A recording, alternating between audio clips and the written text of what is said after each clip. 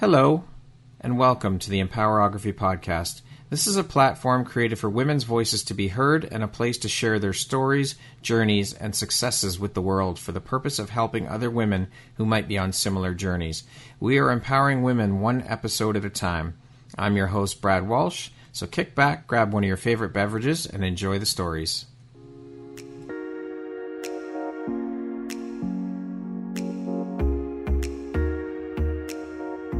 If you're looking for jewelry that makes an impact on your self-care routine and your style, Empowerography would like to offer you a discount code to one of our exclusive partners, Quartz and Canary Jewelry and Wellness Company. Use code EMPOWER15 to receive 15% off upon checkout at www.quartzandcanary.com. Quartz and Canary is truly the place where spirituality meets style. Hello there, Brad Walsh here, your host of the Empowerography Podcast. Today, my guest is Mandara Lebovitz. She is a trauma-informed holistic life coach, an energy healer, a mind-body syndrome practitioner, a medical intuitive, an award-winning speaker, and a fine artist who works with the process of pyrography. Hello, Mandara. Welcome. Hi, Brad. And thank you for being here today. Hi, thanks so much. I love that I'm here today. Thank you. It's an absolute pleasure and honor to have you here. And I thank you for taking the time and making the time to be here with me today and share a little bit about your story and your journey. I appreciate you. Thank you. I appreciate you. It is my pleasure. So as mentioned, I'm not going to go through that whole long resume again. No. That is a hell of a lot of hats and quite a resume you have. How on earth do you find the time for all of this? And I mean, I know you don't do all of these things all at once. You don't wear the same hats all the time, but how do you prioritize and how important is prioritization to you? The way I see it, I'm an intuitive. That's my gift. That's my superpower, if you will. And I've developed my intuition in multiple streams, whether that's creating a piece of art, coaching somebody, helping someone heal from trauma, working with chronic pain. I always use my intuition. When I create a piece of art for somebody, I'm intuiting. I'm literally getting into their psyche. I put on music they most likely would like to listen to while I paint. I picture it hanging on the wall in their house when I make a commission, for example, and I really get into the intuitive feelings and I channel what I'm feeling, the colors, etc. And I do this with the healing. I channel people's higher self wisdom along with my training, which of course is science-based. And, you know, I've trained as a mind-body syndrome practitioner and in some coaching and trauma-informed practices, but I blend it with the intuitive work always. So for me, it's flowing. It flows to go from doing a couple client healings to going into my studio. There's a certain flow. And I definitely use energy healing, mind-body syndrome work, coaching, the medical intuitive side. That all goes into one. That's pretty much one process. And each session with a client, I kind of figure out what they need. You know, we figure it out together and we work together. So sometimes people just need a bit of healing and they need some calm restored to their body and their being. And other times we get deep into the trauma work and we go and we heal those wounds so that they can heal chronic pain. Sounds like a lovely, beautiful process, Mandara. I've finally come into that place over these last few years where it's like, okay, it's flowing. That word flow is important. And I only feel like it's going to get better the more that I open to receive, you know, the universe is moving me versus me trying to plan out everything. I'm really trying to get it more of a yin practice in my life versus the yang structured. Yeah, I love it. Yeah. So, Mandara, how long have you been a trauma-informed holistic life coach? The title itself has been amalgamated over the last couple of years. It's sort of the trauma-informed piece over the last couple of years, and the life coaching. Life coaching is something I've always wanted to do. I've been working in the intuitive energy field for about 15 years. A big part of that was working on myself and then giving that that stuff away free, you know, working with people. And then a few years ago, I left my career in adult education to pursue the healing arts, the dream of becoming a life coach. And so this has been it's a very sacred practice for me because it's been coming for a long time, but it was the decision to do it. And then it helped unleash the medical intuitive piece, which my skills completely heightened. In the business, we say, you know, we can see. I became a seer over the last couple of years. So what inspired your journey then into the world of coaching? Did this journey begin with your own personal struggles? Absolutely. Yeah. Every healer pretty much will tell you that they've had to heal themselves first before they can heal another. Can you share a little bit about your personal struggles? Absolutely. So my pain began at the age of 9. That's when I became conscious that I was in pain. Yes. 9 years old. And in the study of mind-body syndrome work, which is the study of chronic pain, which we can get into a little later in more depth than what I do there. But, it's quite rare for children to have chronic pain begin that young. It's in the 2% category. Most people will start chronic pain in the ages between 30 and 60 because those are the years where stress is the highest. So wherever you have a weakness in your body, if it's or being mental or physical, it shows up usually in those years. For me, it showed up young, and I've gone on a journey to figure out why that is without blame. There's no blame towards anyone in my life. My parents are wonderful human beings who've been very supportive. However, nobody's perfect. And something called early childhood separation anxiety appears to be, all the science is backing that this is what causes chronic pain and possibly autoimmune diseases. So my weakness, my pain was a combination of being born with nearly spina bifida, which means my spine was just barely closed when I was born. I was born a little bit early. And so there was a weakness set in there. However, the study goes, people who've had my condition, a lot of people may or may not have surgery because of that later in life. I was told I wouldn't, but therein lies, at their age 13, I did need surgery. And so some people could have the surgery and not have any pain. So I study with mind-body syndrome work, the study is the science of pain. How does pain show up? Why is it painful? We can fall and not hurt ourselves. We can fall and feel it for years to come. So what's the difference? So my journey into becoming this energy healer and mind-body syndrome practitioner was very much based on my own experience of healing 22 years of chronic pain, which began at the age of 9. But now I know actually would have started in infancy in terms of not pain, but an emotional repression, something that happened, a separation with my caregivers at some time. And this all contributed to the journey that I was on. And there's been a lot of work, a lot of struggle, and a lot of wisdom, hard-earned wisdom. And I have a lot to impart. I have a lot of wisdom to impart. So. That is incredible. So essentially, you were able to heal yourself as a medical intuitive and as a mind-body syndrome practitioner. Yeah, the mind-body syndrome practitioner, the science of pain, has been a newer study for me, but I now recognize what I was doing. I intuitively healed myself. Yeah, exactly right. I intuitively healed myself with energy healing and medical intuitive work. Yeah, myself. So I started that 13 years ago, but I went from being pretty well bedridden at the time. This pattern would reoccur. I was bedridden on and off from the age of 13 when my first surgery was spinal fusion was done. But I could also live normally. Like I traveled, I worked, and then suddenly my back would spasm, every month or 2 months, and I'd be bedridden for a little bit, and then off I'd go again. And this is the pattern for 22 years. And then one day I woke up in the middle of the night, age 30. My daughter was about 7. My husband was asleep in his bed, who's snoring. He woke me up from his snoring. You know how it goes. Yeah.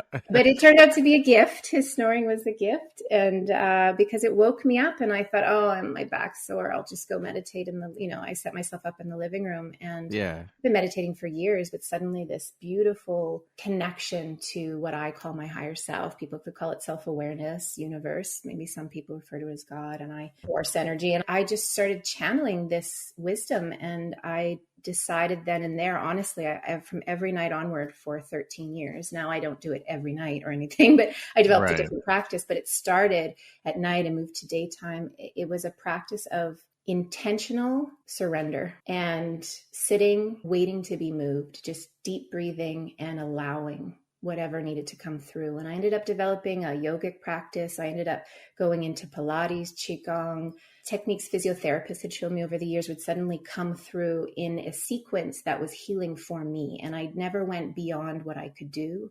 I never went beyond my breath. I allowed the healing to happen. And I truly believe, Brad, that everybody has this ability. It's about getting out of our own way. The practice isn't about doing, it's about allowing.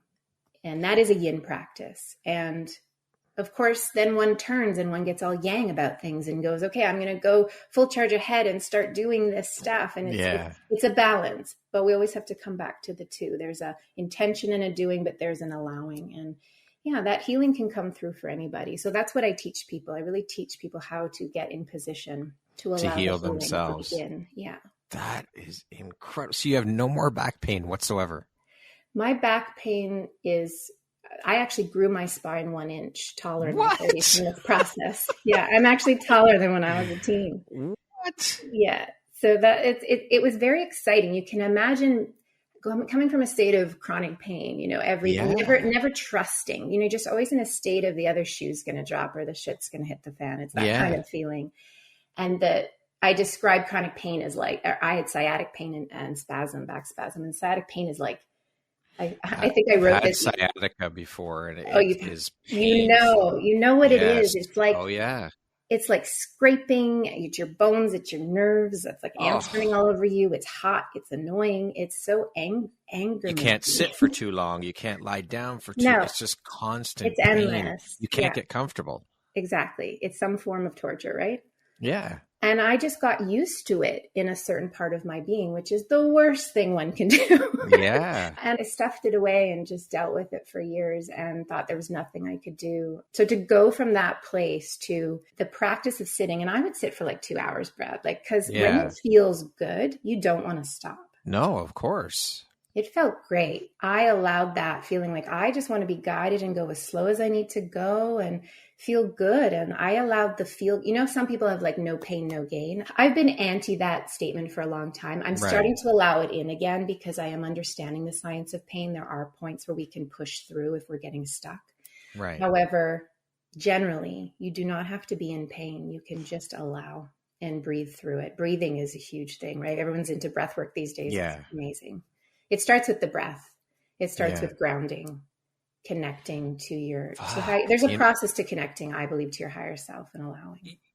I've just recently watched 2 documentaries on grounding, or earthing as they call it. And my mind is just blown, like and then of course now your story, it's absolutely mind blowing for me. Like, this is crazy. I think it's phenomenal. It's right. The power of our minds. We don't even realize how powerful our minds are. And the fact that we can tap into that strength and use that power for ourselves, to heal ourselves, to overcome things, to shift our mindset, all of these things that we have the power within us to do that we don't even fucking realize we have. Why don't we realize this? What is wrong with the world? I think it's conditioning. Wisdom. Yeah, this is conditioning, right? It's conditioning for whatever purposes, whoever has, because this is ancient knowledge. I mean, it's been around for thousands of years. And the fact that this is in our DNA, that it's in our beings, if you want to say our souls, it's in us at a physical, mental, emotional, and spiritual level and beyond. So it's there waiting for us. And this is what I love about the quantum field, because the science is catching up to the mystics, right? Yeah. And their understanding. And this is why Joe Dispenza's work is so important, because he's explaining, he's had mystical experiences himself.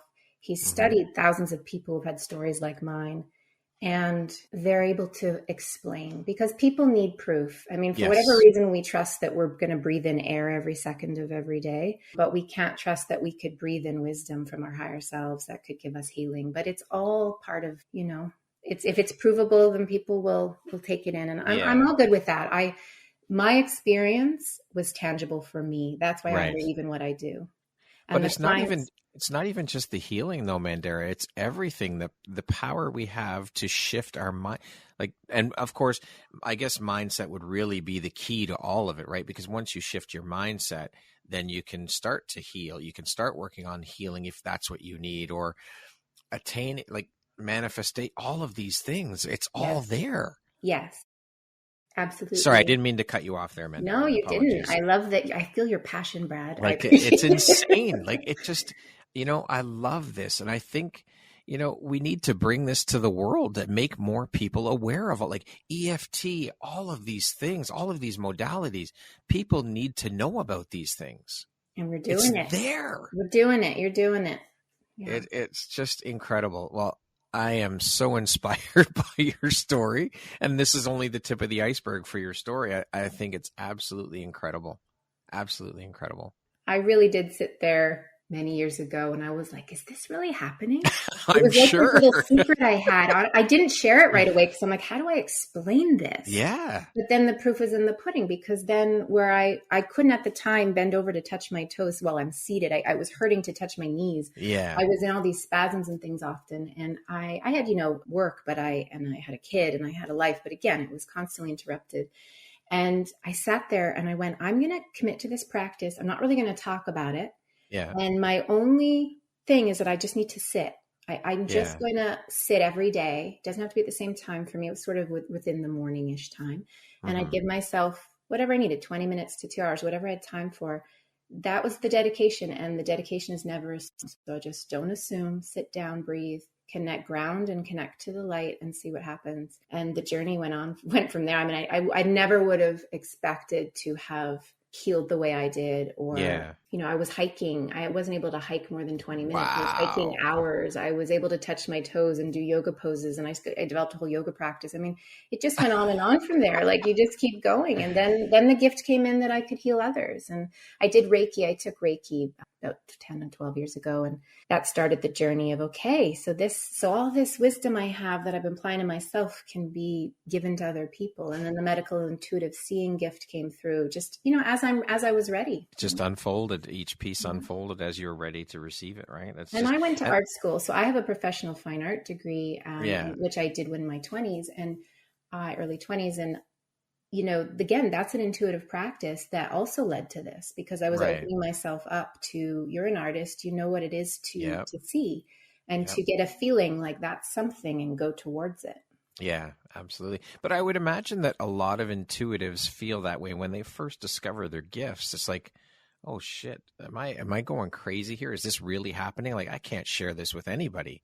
I'm not I can't, people are going to think I'm crazy. And especially for someone at a young age. I mean, I've interviewed women and talked to people who have discovered their gifts at the age of 8, 9, 10 years old. And it's like, I can't even imagine that struggle internally, what those kids at that young age go through and what they have to deal with having stumbled onto these gifts, So I think it's enough, as you explained, when you discovered your gifts as an adult, how hard that was and how you felt you had to keep it to yourself. Like, it's just...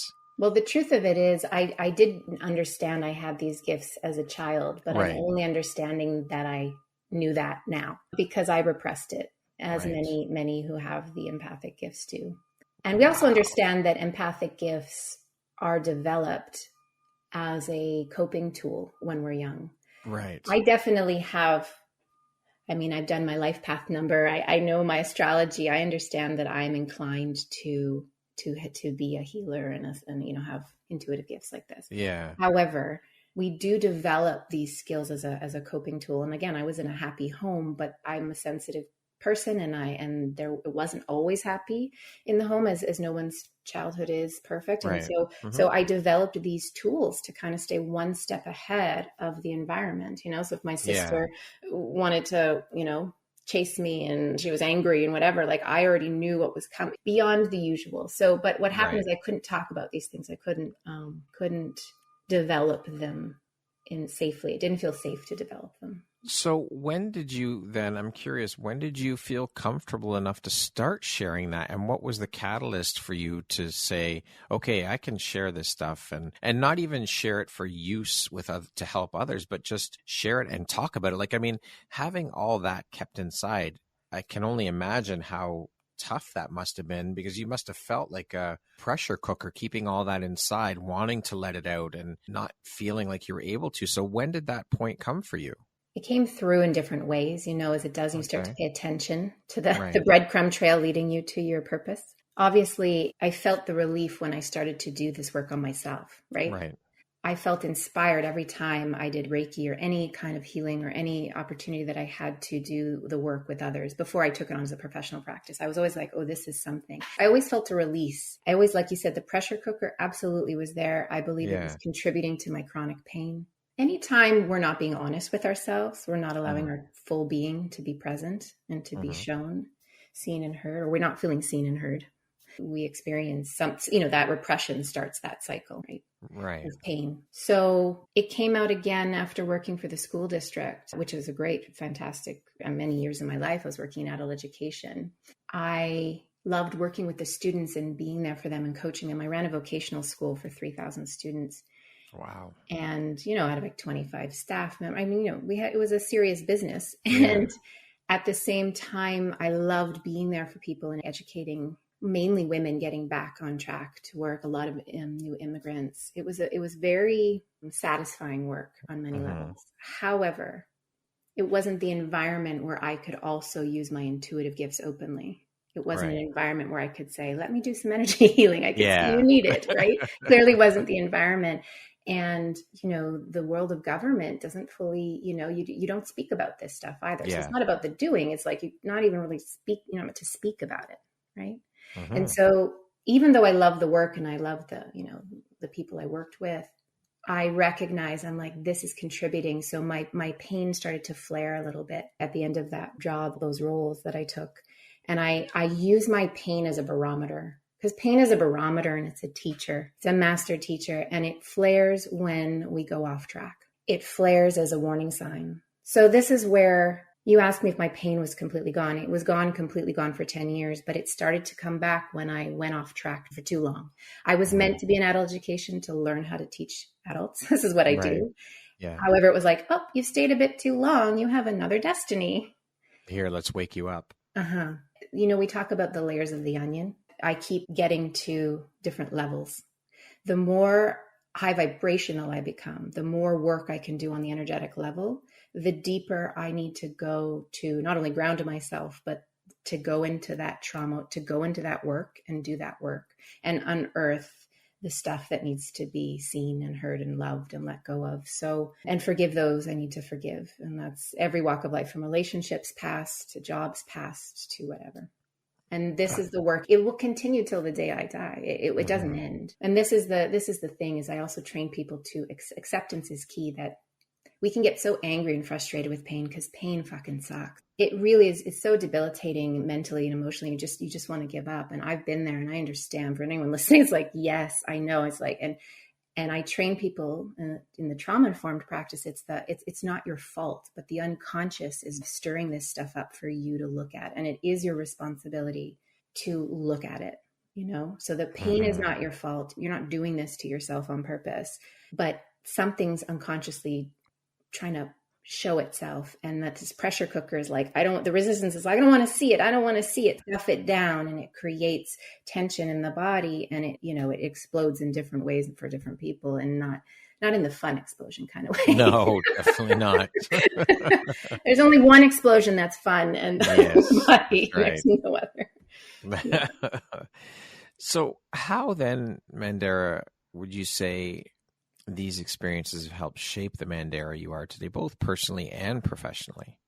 Well, like I said, pain is a teacher and a barometer, and it's also a protector. So I've learned to protect myself in ways that were good at some point in time as I needed the protection. Right. And it's a journey of letting go of that protection and opening. So in some ways it shaped me to become protective in ways that I wish I hadn't needed it, but I also totally honor and accept that was the journey. And it shaped me in a way where I've always been thankful that I've had these back issues, because it's led me to my purpose. This is the transforming pain into purpose. I found my purpose to help others in a way that it just feels so good to hold space for people and to witness transformation, to be there for those aha moments and the shifts in energy and the mindset shifts. You feel it in the air. I feel it. I'm not only a seer, but I'm, I'm clairsentient. I feel it. And I'm a Pisces. So I feel it intensely, and it's a beautiful gift. I always come away energized from a session. So to go back into my own struggles, and it shaped my life in that I continue on the journey. I walk the walk. I don't just talk the talk. So I continually peel layers of that onion, grow, learn from it, and impart the wisdom. That is truly beautiful and powerful. So when did you really start to embrace your gift and decide to start using it to help others? At what point? My mother ended up at a health crisis that put her in the hospital. It was last minute flight out to Quebec to see her. Wasn't completely sure what I was walking into, but of course I have medical intuitive gifts and energy gifts. And I checked in, and I could see that she needed to make some decisions on a deep soul level. And I arrived there with my sisters, and we went into the hospital, and I sensed that I could help her on a deep level if she allowed the healing in, if she wanted it. So sitting in the hospital, I could sense there was a blockage in her energetic body, in the chakras. And I was able to clear that for her. And miracles occurred. And I thought, I'm on the right track here, because we don't know which way this could have gone. It could have gone really poorly. And she walked out of the hospital within a week. And doctors were like, I've never seen that before. How did this happen? How is this possible? And her healing continued. We continued to work on it for many, many months. And she recovered 2.5 years faster than they'd ever seen before. Holy shit. Now, her healing journey is her healing journey. She's on it. She developed a conscious healing practice through this work. And, it's the layers of the onion.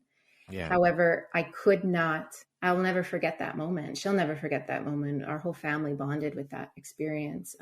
We all worked together to help her and used our gifts. We all have our different gifts, but that was my contribution, and it helped her. It was what she needed. And I continued to do energy healing and the mind-body syndrome work with her. And here's the sad part. She could never talk to her doctors about it. So they're busy sitting there going, well, we don't understand what happened. So they're now studying her case. They don't understand. And yet, we don't talk about it. She's not going to talk about it. No, it's like a dirty secret. You can't tell people this. And you should be able to. More people, as I said previously, and I'm sure you agreed, we need to spread the word about this. More people need to find out and learn about this, so that they can use these gifts and help others as well. Think of what a different place this world would be if more people were aware of the powers within that we have and the strength of our minds and all of these things. Exactly. I mean, the thing about Western medicine is healers and the holistic modalities complement it perfectly, because you often need both. It's not an either or, it's an and situation. Yeah. So this is where those integrative practices have done their best, where they have Reiki, massage, physio, certain practices starting, it's been there a while, but it's like, really just allow this in. But again, what we know in the medical field is they don't even study stress. I think it's known that they get 7 hours of their total medical degree on stress. 7 hours. That's it. And they have no trauma training. Stress is a silent killer. Right? They know that, but they don't study it in depth, and they understand the psychological implications of trauma. Like, they understand what goes on with PTSD and war. Like, they're starting to let things in, but not fully. Yeah. They're sort of like dipping their toes in and going, well, for PTSD, it makes sense, but nothing else. Like, no, maybe your migraine or your chronic fatigue and all of this, it's caused by the stress, right? Yeah. So for sure. They blanket that term. I'm pretty sure. I'm not 100% sure now that I study mind-body syndrome work, but I'm pretty sure I needed that back surgery. Yeah. But I didn't need to have all that pain, and definitely not for 22 years. And they didn't know what to do. They just kept looking at me like, we don't know why you have that. Good luck. Send you on your way. Good luck, Mandara. Sorry, we can't figure it out. You're on your own. Yeah. And nowhere did anyone say, how are you feeling with all this? Right. What's going on for you? Yeah, what's going on in your life that could be contributing to this? Yeah, not once. Wow. Right? And as a child, how do you telegraph? So, when you're between 30 and 60 and you have chronic pain stuff, you can speak up for yourself. Yes. But when you're 9, 11, 12, 13, 15, you don't know how to say this. No. So it just gets buried. It gets buried and it gets worse. And you just, as you said, you just kind of deal with it and get used to it, which no one should ever have to do. And on a nervous system level, it's totally screwed my nervous system, right? I'm still healing my nervous system today, which is why it can flare. Now, again, I appreciate the flare. I always say, thank you for showing me that I'm a little off today or this week or this month. Okay, what's stress? I literally talk to myself like the inner child work, like, hello. On the other hand, my nervous system is been wired with the autonomic response. The autonomic brain is, the fight or flight or freeze is I've been in a perpetual state of, I believe, freeze since I was probably 9. Holy shit. So some people are in a perpetual state of fight or flight. And so generally, a lot of digestion issues come from a permanent state of flight we're now uncovering.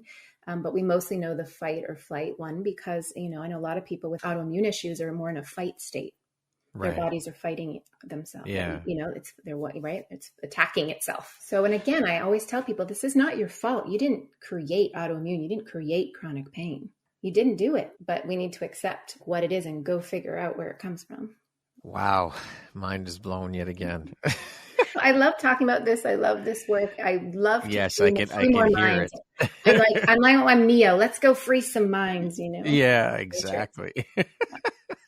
Let's do it. What type of person or client is your ideal client? Like, what things do you look for in a potential client before deciding to work with them? I look for someone who's ready to do the work. Someone who is generally, depending on what the work is. So I offer many different services. Someone comes to me who's looking for some life path coaching, like they don't know what to do with their job. They hate their job. There's, family issues and they've got some insight and ideas. They're looking more for an intuitive coaching session where we tease out what it is they need. And I would give them an overall intuitive reading, using my gifts to kind of see what is sort of blocked and stagnant and where there's potentials for opening. And that helps them figure out the direction. And some people only want a few sessions there. And so I'm quite broad with who I take there because it may not be long-term coaching sessions. If I'm working with someone who's got chronic pain, for example, they usually come to me when they have gone through the Western medical system. And it's either done all it can for them or it failed them or they still don't understand, what's going on. And so they've done all the tests and they've done the x-rays. They've maybe even had surgery and they're going, okay, why do I still have pain? And they're looking at it from a perspective of I'm ready to do what it takes and see what I need to see. And those are the mind-body syndrome practitioner clients that I would take on. And of course, my 12-week program, people who, once again, are ready to they want those mindset shifts and they're ready to do what's necessary. And we develop the trust over time. I don't expect it to happen in one session, right? Right. But they're open. Other than that, I always take people from where they're at. We begin right there. There's nowhere they need to, just wherever they're at is where they're at. That's where we begin the journey. So basically, they need to be willing to put in the work and do the work and be open-minded. Yeah, I don't want to just take people's money and they show up every week.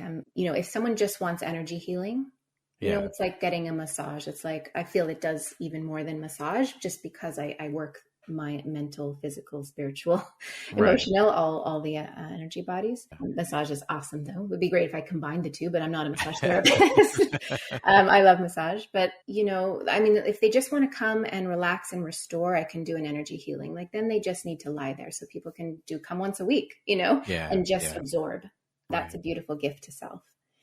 But if we're going to really shift, then they need to show up and be prepared to do the work. The work is learning how to love yourself, to reparent yourself, to reprogram the conscious, the conscious mind. So like to heal the unconscious, to allow the unconscious forward. The work isn't always scary. It's not the scary that people think it is. It's actually freeing. So we use the term work, but it's a little bit, it's daunting sounding like, oh, it's work. It's not play. So I can't quite use that, but it can be. But we laugh a lot, we uncover things and we laugh and we forgive and we learn about ourselves and we accept ourselves. It just feels so damn good. So it's really not work. It's hard to use that word work because it's not really work, but like you said, it's not play either. So it's attention. You know what it is? And I like this line, where you have attention and intention, you have transformation. So it's focusing your attention on whatever needs to be focused on with the intention to open, to receive, to learn, to grow, to heal, to transform. accept. Yeah.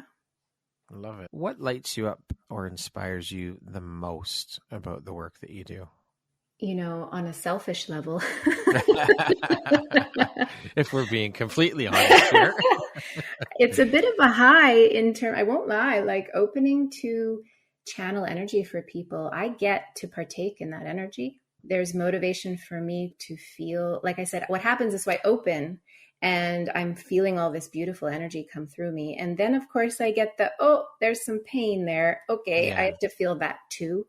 So it's not just all one thing, because I'm meant to feel the pain so that I can see the areas we're meant to go and stay and where the work needs to be done, the attention and intention.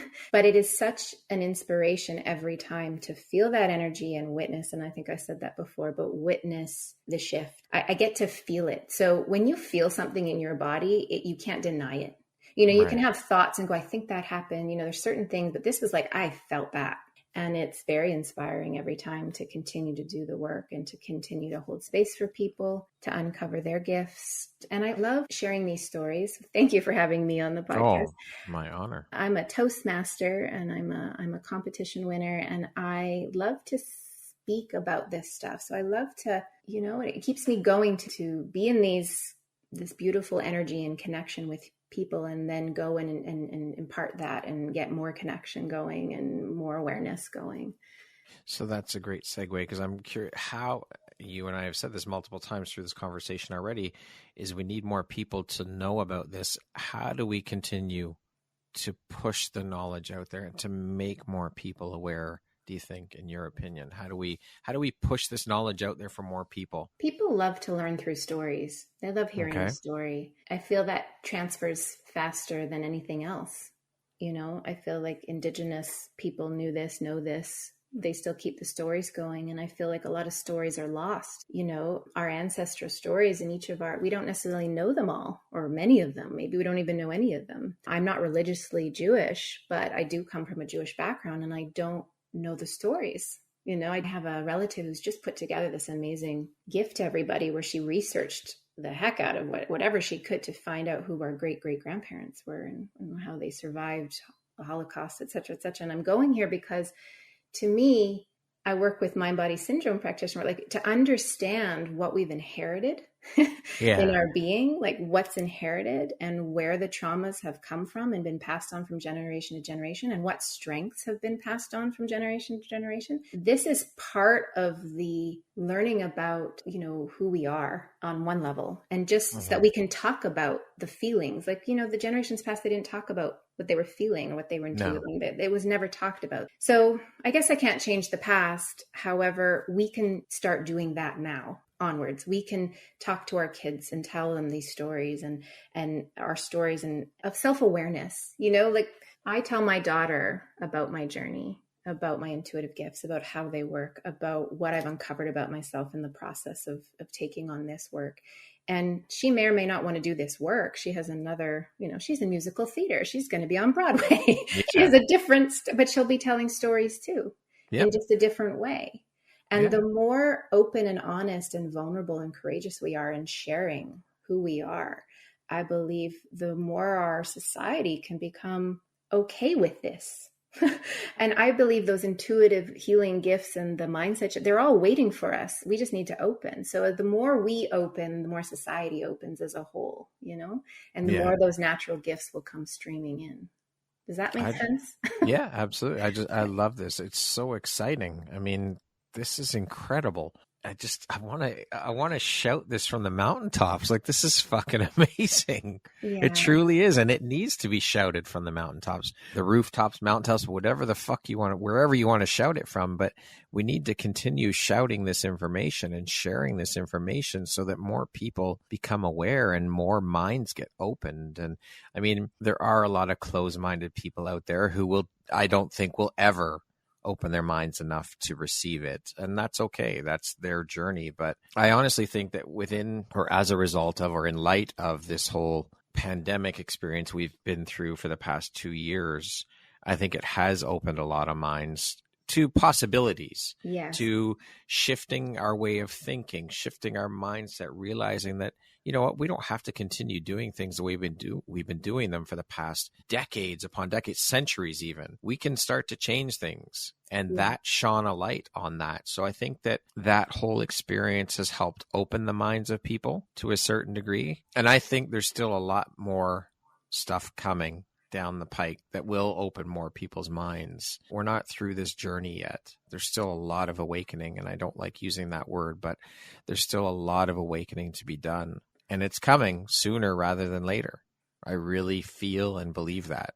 I feel it too. I'm with you 100%. And clearly you and I are part of the people to help lead this. And I don't mean the ultimate leaders. I mean, we're all equal. No. We're all equal in leading. We are shining our light, you know, and leading through example, like through the lives we lead and what we choose and what we choose, you know. And I was going to say with the pandemic, absolutely. And there's no better motivator than visiting your own mortality. And of course, it was also a great connector. For moments, it bonded us, and then it, of course, polarized us, and it's gone through its journey. But I felt a lot of bonding in the beginning. It was quite beautiful for a moment amidst all the pain. But that's where I've come to look at pain, and I understand that it's a teacher. Yeah, for sure. I mean, there's been a hell of a lot of divisiveness for sure that's come as a result of what's gone on. And we can also include politics in there and all the shit that's gone on in the US. And that's uniting us too, because it polarized us, but then it went, hey, this isn't fucking right. And Black Lives Matter. Yes. And you know, every child matters, and the movements that have come through. And now with this abortion ruling, the people are meant to get angry and united. And I, at the same time, I hope they have develop righteous anger, which is necessary, versus anger, which is destructive. Right? Yeah. It's almost like it's this constant tug of war that polarizes us, unites us, polarizes. It's like constant. Yeah. And I mean, united we stand, divided we fall. And I think that there's a lot of people who want us divided. Absolutely. That divide and conquer is for a reason. And, you know, let the people do each other in so we don't have to do it. Exactly. I mean, it's so obvious to me, just like, you know. So many people can't see it or don't see it, or they don't want to see it. They don't want to. Because how scary would that be if you couldn't trust the people in power? It's a scary position. And by the way, this is where the trauma works back to, because we're vulnerable as babies and children. This is why we repress emotions. We don't want to feel what happened, and we get pain. The pandemic triggered people, and people are walking around triggered right now and don't know they are. They're leading normal lives, quote unquote, but they're totally triggered. So they're so right. They're right, you know, the wrong kind of righteous. This is the righteous, like I'm right, you know, kind of thing. The absolutism about their position versus the openness. Like I have remained during the pandemic open to each individual story, each individual need and medical attention they need. And you know, you want to get vaccinated, you don't, I love you both. Yeah, I don't agree with one, I agree with the other, doesn't matter. I hold space for you both equally. Right. And this trauma is what keeps people in a pattern of programming. It's like you're talking to a machine. Yeah. When people are triggered, it's like you're talking to a wall or a machine, that kind of like their program is running in the background. Yeah, exactly. You know? It's like the Matrix, right? Exactly. Yeah. You said, though, how scary it is to admit that you can't trust your government, but how scary is it to keep the blinders on? That's even worse, I think. Yeah. And that's the work part about what I do. So, you know, there's the microcosm and the macrocosm. So the macrocosm is society as a whole reaction to the pandemic and the triggering that was going on. And if you work with each person individually, that same thing is going on. That same, so the microcosm is, let's look at your childhood. Let's look at where you're triggered and how the pandemic has triggered you. You know, what is bringing up for you at a conscious and unconscious level. And if we, one by one, people awaken, people heal, really it is to get conscious, right? So if they can get self-aware, if they can get conscious one by one, that's that awakening you're talking about to me, where one by one, people look at, let's say the pandemic's a perfect example right now to inspire awakening, because people can go, fuck, I was really triggered. Like I've been walking around in a haze, but I can't fix that at the global level. I can't change the government. I can't, collectively we can over time, but we can't just do that right now. But I can work on myself, and I can go into my own triggers and my own pain and why the pandemic has thrown me off so much. And you can go into the logical brain and go, well, of course it threw you off. Masses of amounts of people were dying, loved ones lost, jobs lost. There's no question that it's logical, but that's not what's causing us to be triggered. It's the unconscious that causes us to lose our shit without warning. Like, why were we okay 1 minute? Suddenly we're yelling at our kid the next. Yeah. And we stop and we go, why did we just do that? Absolutely. How do we lose our shit that much? And especially at a 2-year-old, which then of course cycles the trauma for that kid. And it just goes on and on and on. It's never ending. Yeah. This could be an entire episode in itself. I think maybe we should revisit that for another episode, just focused solely on awakening and all of the things that surround that. It's part of it. The thing is it's in our present. If we become present, we look at what's around us, what's affecting us, what's not, becoming conscious, it all applies. And absolutely there can be one show on what we're talking about. Yeah. But the main point is simply that to be aware. If it affected you, get aware how, on a deeper level than just, isn't that a shame or that sucks? Yeah. Yeah. Yes. I mean, look back to the 60s even. They're talking about awakening and waking up. I mean, they were on to something, like 1920s. I think there's many different history, which all the years where they were trying to break free. And but again, it gets shut down because, I don't know. It's I love talking about this stuff. It's awesome. It's so incredible. And there's just so much out there and so much we don't even know or turn our blinders on to not know because of whatever the reasons may be, Well, we walk around with a lot of expectations, which keep us blind to the moment. True. Very true. I would love to speak a little bit, going off topic now, we'll leave that one behind. Mm-hmm. I would love to speak a little bit about your fine art practice. You practice the art of pyrography. Mm-hmm. Can you explain a little bit about what that is and the process for that? Absolutely. It's fun, Brad. I've seen you at work in video, and it looks like a lot of fun. I get to light up a blowtorch and burn shit. Set shit on fire. I do. I work in a campfire basically because I burn wood in my art studio. I work a lot in plywood, which people are like, plywood? I'm like, well, it burns beautifully and there's different layers it's assembled in different layers.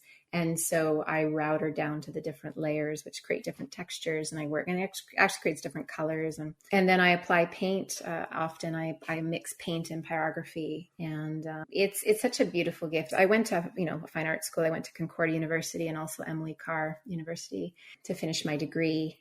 I was in, sculpture class doing woodworking and I loved it. But then I was like, maybe I could burn this piece I did. And I took a piece of plywood outside just to kind of fiddle with learning to burn with a blowtorch. Yeah. And this piece lit up on fire and it revealed all the grain. So I was working on quite a big piece of wood. And there's this beautiful grain pattern is revealed with the burning process. And it looked like water and it looked like, currents of air and water. And I just went, ooh, this is inspiring. It just mimicked nature. And I mean, it is nature, it's natural.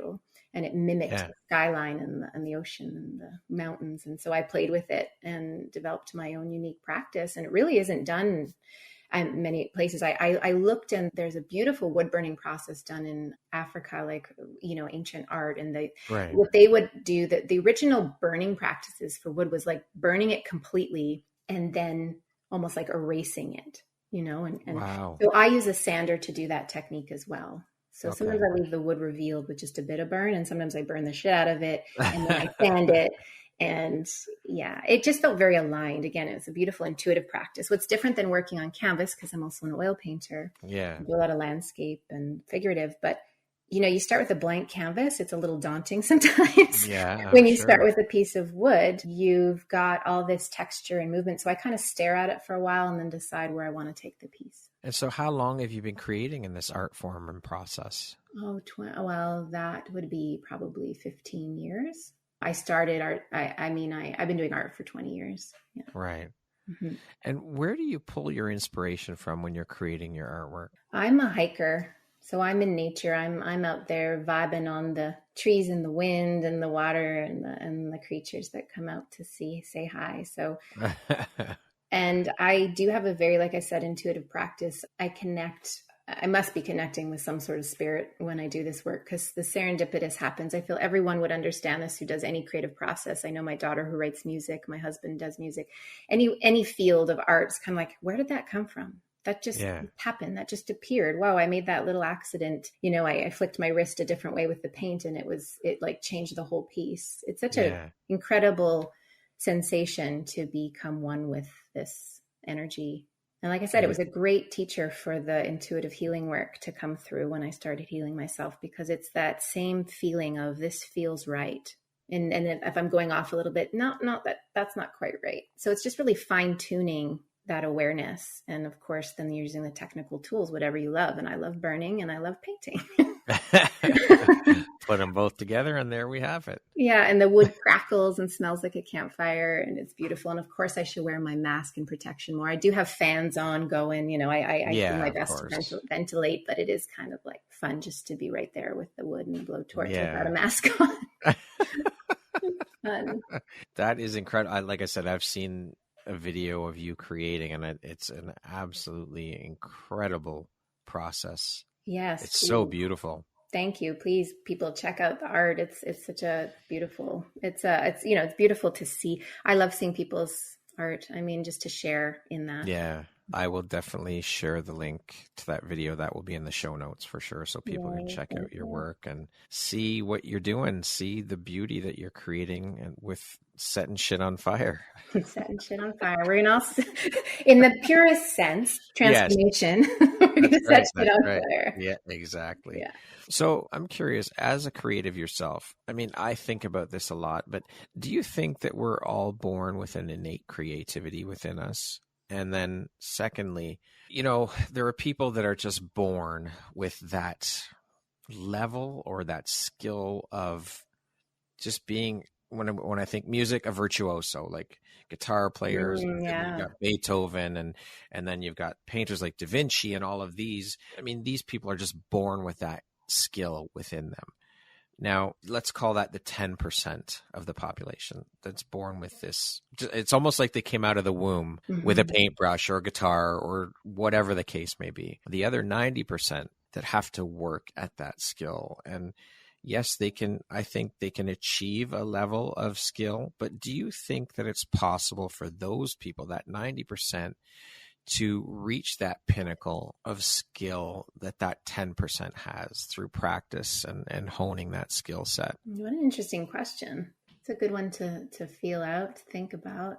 My immediate response is it's that same feeling of that I keep describing, of surrender and receiving and opening. Because when we get in our head, so yes, there's the people who have this talent, like it's like their life purpose is like, or did they bring it with them from some past life? Like what is going on? How is this possible? That's something else. But when you are sitting there working on something, I feel there's two things that's happened to most people who do art of any kind, music, photography, whatever.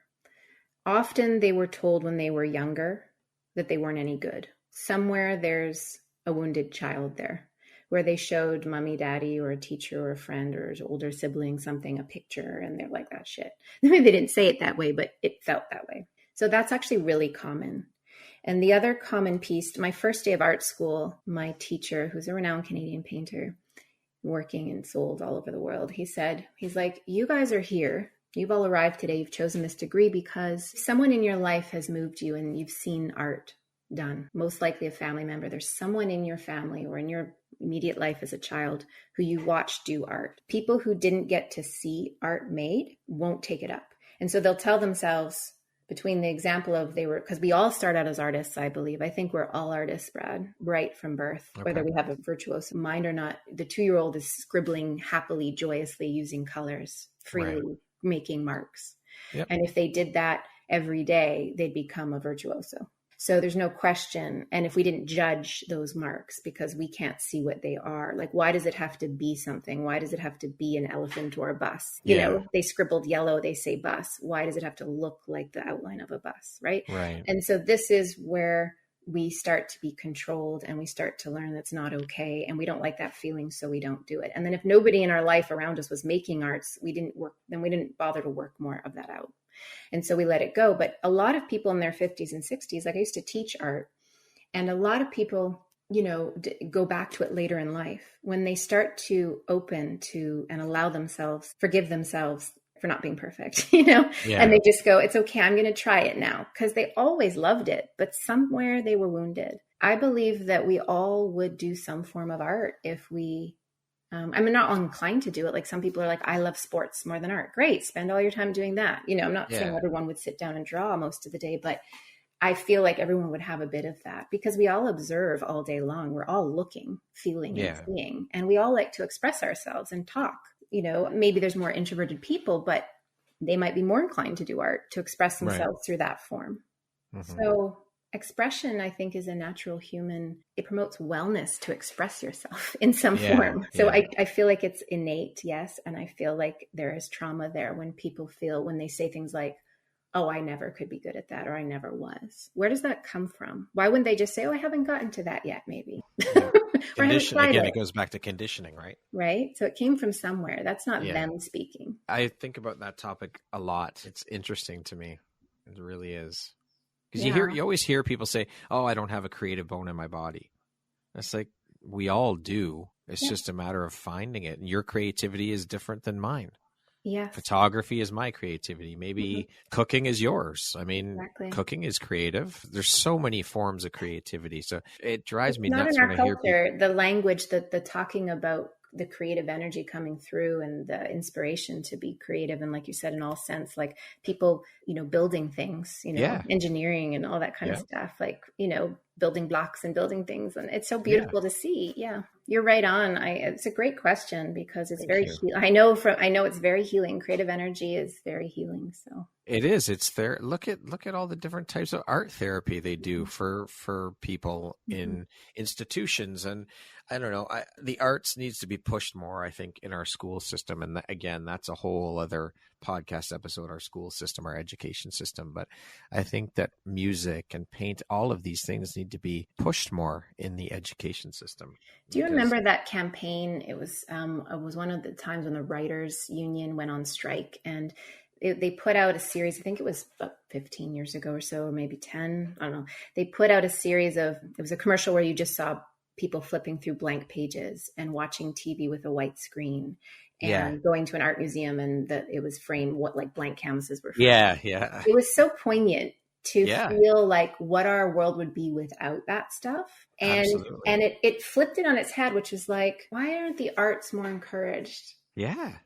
When it gives us a full life to have it. It enriches our lives on such a massive scale, and everybody knows it. And yet it goes out the window is the first thing that's, well, that's not important. We got to cut the arts program. Sorry, but cut the music program. We don't have funding for music for kids. And no, this is what they need. These are the things that think of what the world would be like with no music. Could you imagine? Right. Like it's unimaginable. No. And it's helpful for mental health on such a massive scale. Yeah, exactly.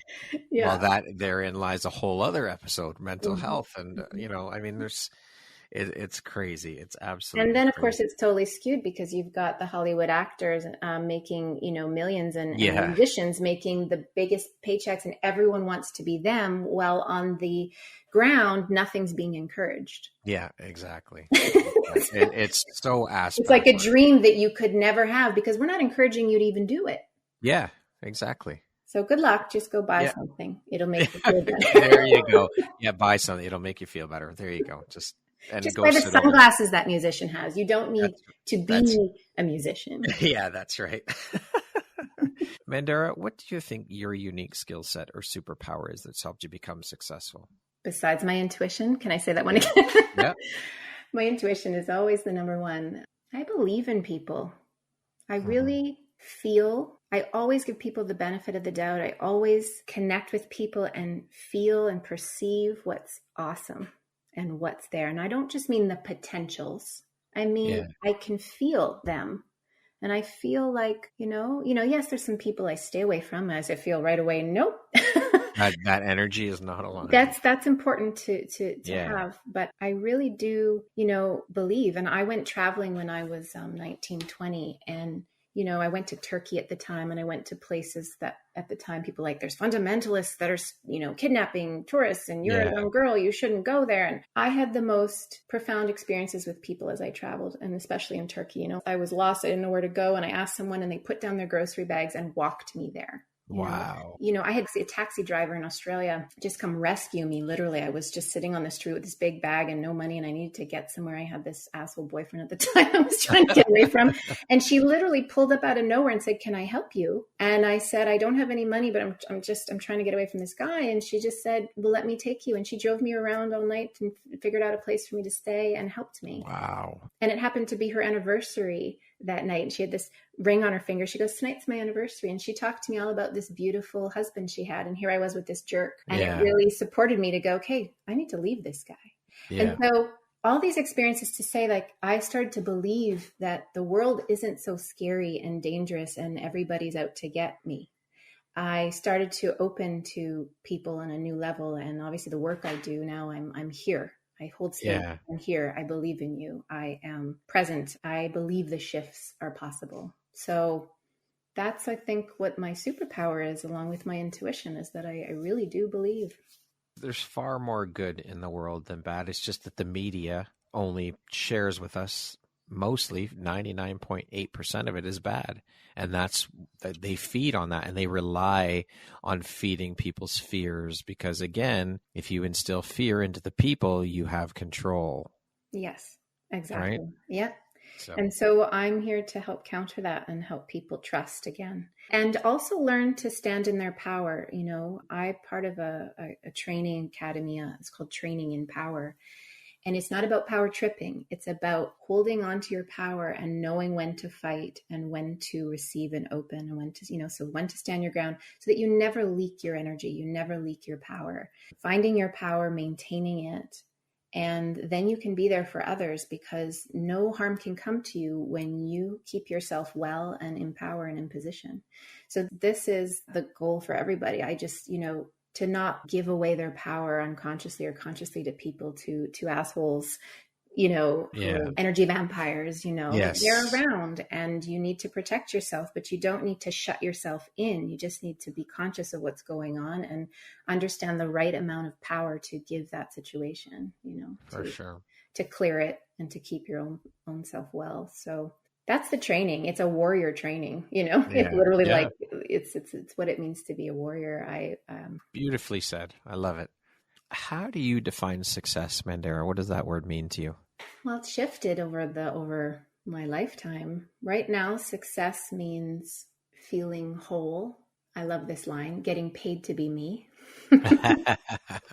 And, following my path with a courageous heart, and feeling like it keeps opening to me. Like, it's like, that feels like success. Like, I just shifted. Ooh, I just did it. I'm on the next part of the path. Woohoo. Like, it feels so good. And that's my high. And the manifesting, being aligned with the universe. So that word flow. So things are flowing. That's when I know I'm on it. Yeah. Money is a multiplier. It can come in, and I trust that it'll come in when I need it to come in. And I trust that the people will show up that I need, and the people I'm meant to serve and help will show up when they need it and when it's aligned. So it's that feeling of alignment where I keep moving forward, and I can feel like, and this is the tricky part, the shadow work, where you can't move forward without sometimes standing still. And so the honoring, that's the journey, is honoring the shadow side, where it's like, oh, I'm not feeling well. I don't know which way to turn. There's this line, the real work begins when you don't know what to do. Yeah. And, when you don't know where to go, when you're lost, that's when, you can find yourself in the deepest sense. That's success too, where it's like, oh, it's like the season of winter. I'm meant to rest right now and recoup, but I still feel aligned there. Do you know what I mean? There's this like, no, this is fine. I need to sit here for a bit. Exactly. So I monitor success based on being on my path. Beautiful. What would you say is one of the most important things you've learned in your life? And what was your life like before learning it? And what was your life like after you learned it? I mentioned this a bit earlier, but it's the never assume. Assumption has led me to all the wrong places. Assuming that certain people had my back maybe when they didn't, and they maybe were never meant to. Assuming that I was supposed to join a yoga class and do everything the way they told me to do it. And then I got injured, assuming that if I work in the mainstream system and make a lot of money and I'm a manager and I'm respected in the community for this work, like this will bring me joy. Assuming, a lot of things. A lot of things. And so when I let go of the assuming part, and it's still an ongoing practice, because I start to go, wait, did I just make an assumption? It's just like I assumed it's not going to rain and then I didn't take an umbrella. Never assume, never assume. And I take that at an energetic healing, conscious healing practice level. As I mentioned before, it's literally opening and not assuming that you are in control of everything and that you know everything, because you will be showed differently. And that's okay. Oh, yes. But you will be showed. For sure. So that's what I impart and I practice, and I fail at it often, Brad. Failure is good, though. That's how we learn. That right. Teaches us. And that then keeps I'm us on our toes. Yeah. So that's huge. Yeah, it is. Definitely. What does the word empowerment mean to you? Self-recognition with self-love, and going back to that, not leaking your energy, no longer giving it away, like giving away your vital energy without recognizing how precious it is. So it's seeing yourself for who you are and loving yourself and standing in your power. I love that. What is your personal motto? Always look on the bright side of life. Yes. Beautiful. Yeah. Love it. Okay, we're going to jump into a little rapid fire section here. So the next grouping of questions will just be 2, 3, 4-word answer type thing. Okay. Okay. What was your dream job as a child? Media personality. I wanted to be Mary Hart on entertainment. Mary Hart. Wasn't she? She was the leg. Didn't she have her legs insured for like $1 million? Yeah, but I just was like, when the Much Music VJ thing world then came later, I was like, that's what I want to do. I want to be a VJ. I want to be a VJ. How would you describe yourself in one word? It has to be intuitive, Brad. It has to be intuitive. What's your favorite stress-reducing activity? Hiking. If you came with a warning label, what would yours say? That's a good question. I'm going to think about this one. If you came with a warning label. The word honesty keeps coming up. It's just like, careful. She's honest. All right. If you could teach the world one thing, what would that one thing be? Stand in your power. What's one thing you want but cannot buy with money? Freedom. Would you rather have more time or more money? Time. That concludes our rapid fire section. Now back to our regularly scheduled program. Nice. Tell me something about yourself that people would be surprised to know or find out. I dreamt up lottery numbers once, and I played them and I won. What? How much did you win? 600. I got 4 out of 6 numbers. Wow. But I literally dreamt them, and my boyfriend at the time, different boyfriend than the last boyfriend, he was like, "You just dreamt the one in Australia." Yeah, he was like, "You just dreamt." I woke up. I'm like, "I have very specific numbers. I dreamt that I won the lottery." He was like, "We have to play those right now." I'm like, "Nah, it's probably not going to be anything. We're going to play them right now." Yeah, I won. Sure enough. Wow. That's pretty wild. That's not a sign that I have intuitive gifts, right? Yeah. But I was 16 years old. But what's interesting is that I always say to the universe, I'm like, okay, universe, and now I know what I do with this money. I do some really great things if I won for the world. Yeah. You can let me have the big one now. Yes, exactly. But I don't play the lottery, so it might not happen. If you had the opportunity to sit down and have a 1-hour conversation with one woman, any woman in the world, who would it be and why? I'm having to close my eyes and really go in here. It's interesting, but Oprah's coming to mind. I knew it. I closed my eyes at the same time as you. Right. And I said, Oprah. Oh, it's going to be Oprah. Because she blends everything that she's got so many stories and she's interviewed so many people, and she's had her trauma and still working through it. And yes, she's met all the people that I'd love to. Yeah. Right. So I feel like a lot of people would answer that, but it did come to mind just because of who I am. What is your why? Connection. Yeah, I connect to others. I connect to myself, to nature, to feel that connection is why I do everything. What does the best version of Mandara look like when you close your eyes and imagine it? Oh, she's dancing.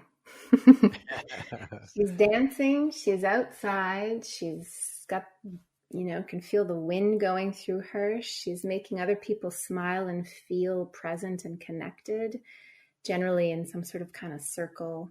And when I'm on fire, I help people connect to themselves, to their higher selves, and to each other. And this is the gift that I offer my energy is high vibrational. It's about dancing and sharing and connecting and setting ourselves free. If you could go back and give your younger self one piece of advice, what would that piece of advice be? I'd say, oh, honey, it's not your fault. Yeah. It's not your fault. And just give her a big hug and love her and say, it's your job to go play. It wasn't your job to take this all on, whatever this is. Lastly, if you were to deliver your last 30-second speech to the world, like your corner of the world, your tribe, your peeps, what would that last 30 seconds sound like? What would you say, or what words of wisdom would you impart? And it's my last 30 seconds or everybody in the world's last 30 seconds? Yours. Just to your tribe, your people, your corner of the world.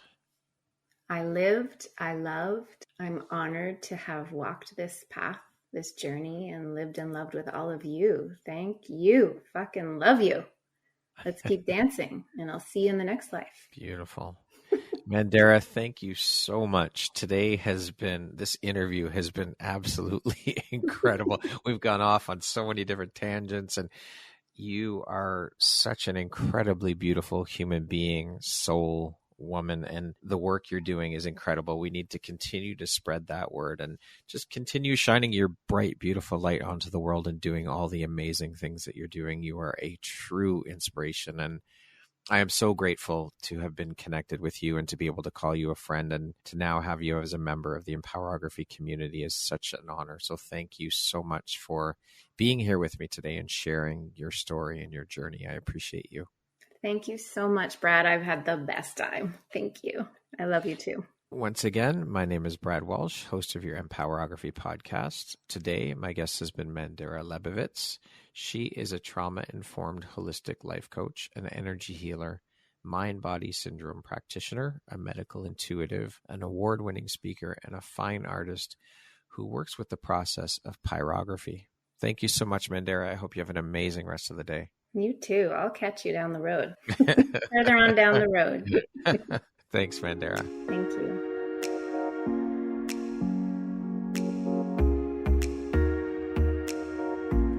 Thank you very much for listening to this podcast.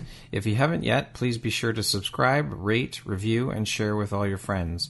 You can find me at viseuphoria.ca and follow me on Instagram at Empowerography Podcast and on Facebook at Empowerography. Please join me next time for another inspirational story from yet another amazing woman.